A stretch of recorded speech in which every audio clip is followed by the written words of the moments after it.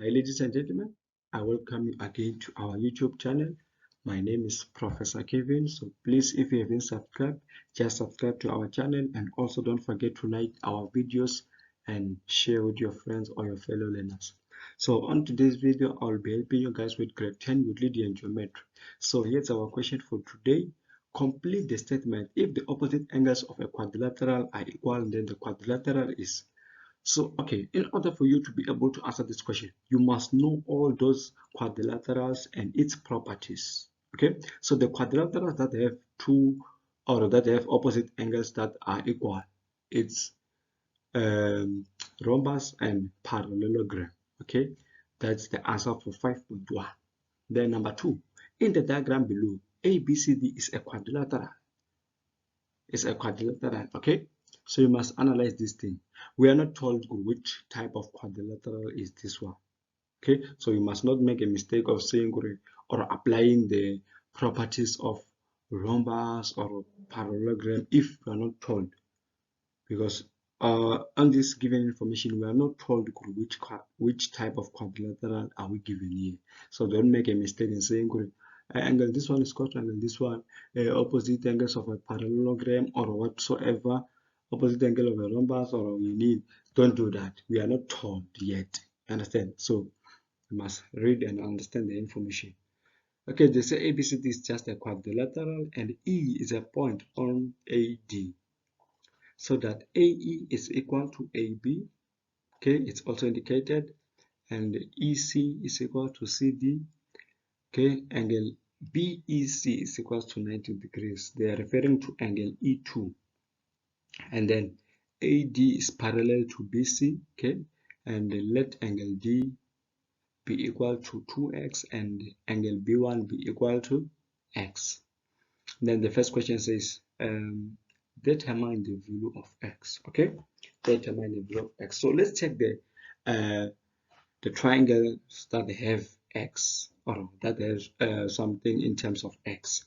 So let's start by checking where we're having x, which is triangle ABE. We're having B1 as x there. Then if you can check triangle ABE, it's an isosceles triangle. Why? Because we are given two sides that are equal in that triangle. So it means it's an isosceles triangle. And if it's an isosceles triangle, it means angle B1, which is x, will be equal to angle E1. Okay?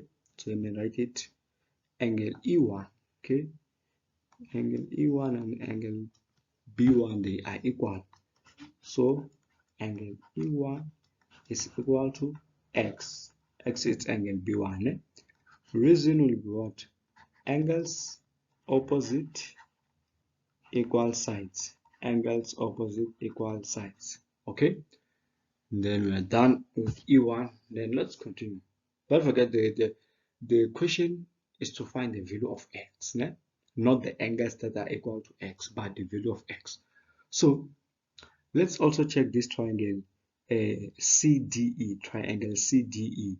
We are having angle D, which is 2x here, and this triangle, it's an isosceles triangle also because we are given two sides that are equal. Okay, so if that two sides are equal, it means angle D will be equal to angle E3. Angle D will be equal to angle E3. Okay, angle E3 will be equal to angle D, which is 2x. So the reason for this one will be the same one. Angles opposite equal sides. It's the very same reason because it's an isosceles triangle. They have the same reason. Okay. And then we have E1, we have E3, and we also have E2. Okay. So it means we can be able to find our x because angle E1 plus angle E2 plus angle E3, they are going to give us 180 degrees because angles on a straight line. Okay, so angle E1 plus angle E2 plus angle E3, they add up to 180 degrees. These are what? Angles on a straight line. Angles on a straight line. Okay, that's the reason for that one. Then E1 is what? It's x. E1 is x, we proved it here, and then E2 it was given, which is 90 degrees, plus we are also having E3, which is 2x, and then the whole thing is going to give us what? 180 degrees. Okay, so let's just group the like terms together. We're going to say x plus 2x, and then we'll get 3x, and then we're going to take this 90 and subtract it from 180 degrees. It's going to give us what? 90, because 180 degrees minus 90 degrees is still 90. So we're going to divide by 3 in order for us to get the value of x. So if we divide by 3, this side will be left with x. Then here 90 degrees divided by 3, we're going to be left with 30 degrees. Okay, and then that is the value of x. The value of x is what? 30 degrees. Okay, then we are done. The next question says, prove that ABCD is a parallelogram. Okay, now we have to prove this quadrilateral is a parallelogram. Okay, in order for you to be able to prove this kind of question, you must be able to know the properties of a quadrilateral, or the properties of parallelogram. Yes, so you can't prove a parallelogram if you don't know the properties of it. How are you going to prove it? So the first thing is to go and study those properties, then you'll be able to prove it using the properties. Okay, here we can simply prove this one. It's a parallelogram using the opposite angles, because we know parallelogram, the opposite angles of a parallelogram are equal. Okay, so it means angle D is going to be equal to angle B as a whole. Okay, and the angle A is going to be equal to angle C. We must prove that. Okay, we don't have to come and say angle A and angle C, they are equal, and then angle B and angle D, they are equal, without proving it. No, we have to prove it first. Okay, we have to prove it so that we can conclude, well, it's a parallelogram because the opposite angles are equal. Okay, you have to start by proving it. So let's continue. You can pause the video and copy everything. So here we are proving a parallelogram. I said we're going to use the opposite angles, they're equal. So if you can check angle D, or let me start by angle D is what? Is 2x, which is 2 multiplied by x is 30. So angle D is what? 60 degrees. Okay, so it means we must also find angle B as a whole. It must also give us that 60. We don't have to come and say angle B is equal to 60 without showing it. So let's show it. Already on angle B, we're having angle B1, which is x, and the x is 30. Okay, so let's find angle B2 so that we can have angle B as a whole. Angle B2 is going to be equal to angle E1. Why? Check, we're having the parallel lines, and the angle E1 is going to be equal to angle B2 because of alternate angles. Okay, angle B2 is equal to angle E1, and the angle E1, we proved it, it's equal to x. So in other words, it's equal to 30 degrees because x is equal to 30. You understand?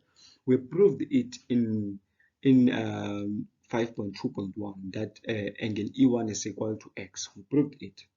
Okay, so the reason for this one will be the reason for angle B2 to be equal to angle E1 is what? Alternate angle. Alternate angles. Alternate angles, because we're having two sides that are parallel, which is AD is parallel to BC.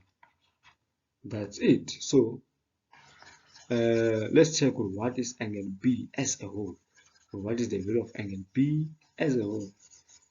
So angle B, even if I can write it here, angle B is made up of angle B1 plus angle B2, and the B1 we know it's x, which is 30 degrees, plus B2 is what? It's also x. So angle B as a whole is going to give us 60 degrees.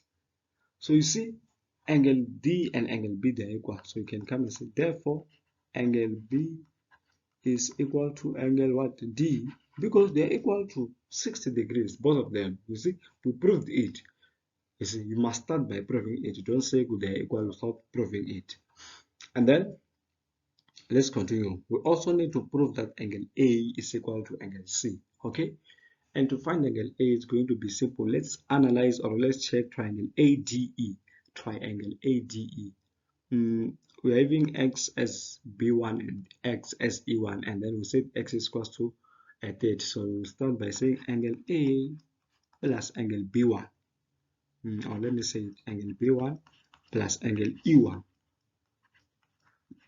This whole thing is add up to 180 because sum of angles. These are sum of angles in a triangle. Sum of angles in a triangle. They add up to 180 degrees. Okay. And then angle A. What is the value of angle B1? B1 was x, and then x will determine with 30. Also E1, it was equal to x, which is 30. So it's going to be equal to 180 degrees. Then angle A, you see 30 plus 30 is 60. So if you subtract 60 from 180, you're going to get what? 120 degrees. 120 degrees. That's angle A. So we must prove angle C is also equal to that 120 degrees. You can simple prove it using this way. You see, we're having a parallel line, so you can apply the co-interior angle if you want to make it simple. Because angle C, I'm talking about angle C as a whole, plus angle D, which is 2x. Let me write angle D. They are going to give us 180. These are co-interior angles. Co-interior angles, okay? Because we're having AD is parallel to BC. Those are co-interior angles. So it's angle C plus angle D. D, it was 2x, 2 multiplied by x. So what is x? 30.